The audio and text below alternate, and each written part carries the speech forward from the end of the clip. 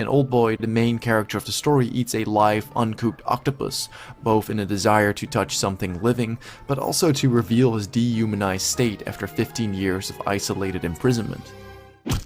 Looks like meat's back on the menu, boys! But consuming raw food can also serve more practical purposes. The raw can come to be synonymous with gaining natural strength and adapting oneself to an uncivilized environment. Similarly, the rules and expectations of a warm meal can be broken to acquaint the civilized with the realities of an uncivilized world. Easy Company is running up curry! Move! Bring it over! It's like a piece of charcoal! Bring it over here! But this desire for the natural and the raw can also showcase one's incapability of building and maintaining civilized human relationships.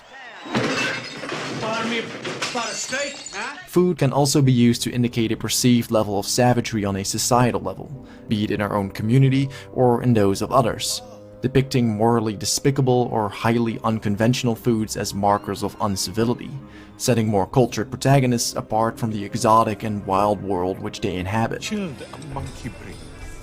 And that, when taken to its extreme, can degenerate into perhaps the ultimate symbol for savagery. I'm a cannibal, hombre!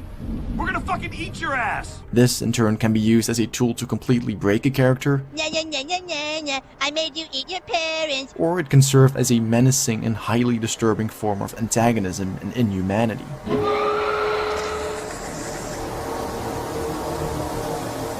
No, wait! Cut at the table. Okay.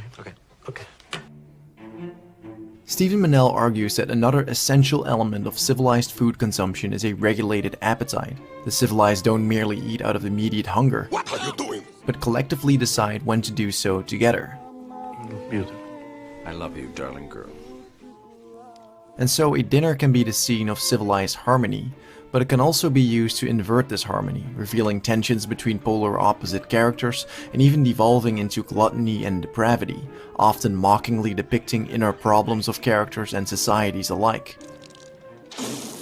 You guys hungry? I'm starving. But if overabundance and wastefulness of food are connected to uncivility, so is scarcity. You're gonna die for some chickens. Someone is. Just like in real life, a lack of food can be utilized to bring about the deepest forms of humanity in people, and at times the very darkest aspects of a character's personality. Cooked food can be a battleground for perceived moral superiority and higher social status. We will be serving white cake.